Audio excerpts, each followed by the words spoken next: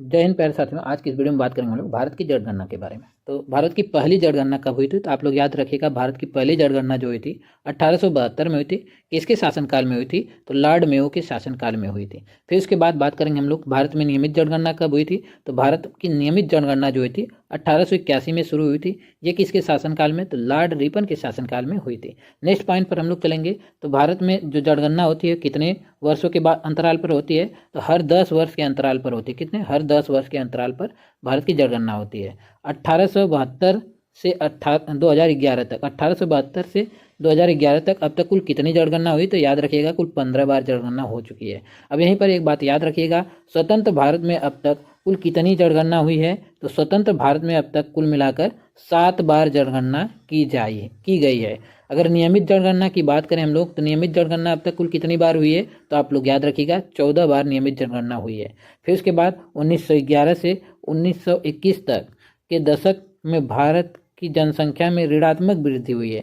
ऋणात्मक वृद्धि कब हुई थी? 1911 से 21 के बीच में भारत की जनसंख्या में ऋणात्मक वृद्धि हुई है। फिर उसके बाद बात हम लोग करेंगे वर्ष 1921 को महाविभाजन वर्ष के रूप में भी जाना जाता है। महान विभाजक रूप के रूप में जाना जाता है, क्योंकि इसमें जो जनसंख्या की वृद्धि वो ऋणात्मक में चली गई थी। चलिए हम लोग अपने नेक्स्ट पॉइंट की तरफ चलते हैं। हम लोग नेक्स्ट पॉइंट पर हम लोग देखते हैं कौन सा पॉइंट आएगा, इस पर हम लोग चर्चा करेंगे। तो फिर इसके बाद बात हम लोग कर लेते हैं, बात करेंगे हम लोग नेक्स्ट पॉइंट में हम लोग बात करेंगे भारत 2011 के अनुसार भारत की कुल जनसंख्या कितनी थी? तो 2011 की जनगणना के अनुसार भारत की कुल जनसंख्या जो थी वह 121.09 करोड़ थी। कितनी थी? 121.09 करोड़ थी भारत। फिर नेक्स्ट पॉइंट पर हम लोग चलते हैं, 2011 की 10 की वृद्धि कितनी थी? तो 2011 की 10 की वृद्धि जो थी वह 17.7% की 10 की वृद्धि थी। याद रखिएगा आप लोग, 1991 से 2001 तक की जनसंख्या वृद्धि, यानी 1991 से 2001 तक कुल कितनी जनसंख्या वृद्धि हुई है? तो आप लोग याद रखिएगा, 21.54% की 10 की वृद्धि हुई है। भारत में पुरुष जनसंख्या कितनी है? तो आप लोग याद रखिएगा, पुरुष जनसंख्या जो भारत में है वह 51.47% में है। फिर बात करेंगे हम लोग नेक्स्ट पॉइंट पर, भारत में महिला जनसंख्या। तो भारत में महिला जनसंख्या जो है, तो भारत की महिला जनसंख्या ये 48.53% है।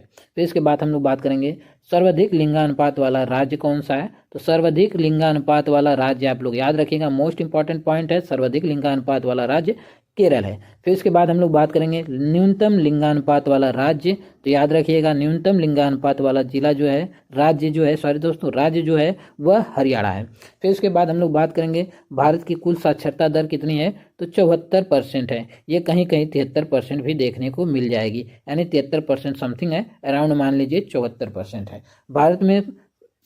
भारत में पुरुष साक्षरता दर लगभग कितनी है? तो आप लोग याद रखिएगा, भारत में पुरुष साक्षरता दर जो है वह 82% है। कितनी है? 82% समथिंग, आप लोग इसे याद रख सकते हैं। 80% के पास में भारत की पुरुष साक्षरता दर है। फिर उसके बाद महिला साक्षरता की बात हम लोग करेंगे। तो महिला साक्षरता जो है भारत की वह है 65% है। चलिए नेक्स्ट पॉइंट की तरफ हम लोग चलते हैं। नेक्स्ट पॉइंट में क्या करा है इसको हम लोग देखते हैं।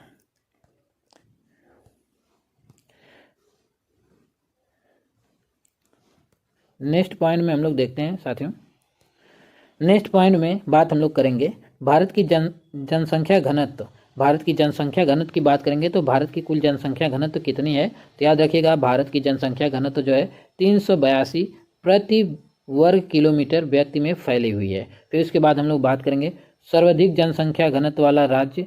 सर्वाधिक जनसंख्या घनत्व वाला राज्य जो है बिहार है। न्यूनतम जनघनत्व वाला राज्य जो है वह अरुणाचल प्रदेश है। फिर सबसे अधिक जनसंख्या वाला राज्य जो है वह उत्तर प्रदेश है। सबसे अधिक जनसंख्या किसमें है? उत्तर प्रदेश में।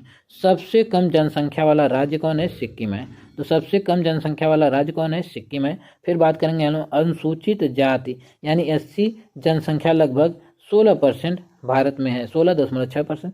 ST की बात करेंगे हम लोग तो जनसंख्या जो ST की है 8.6% है। उम्मीद करता हूँ साथियों आप लोगों को ये सेशन बेहद ही पसंद आया होगा।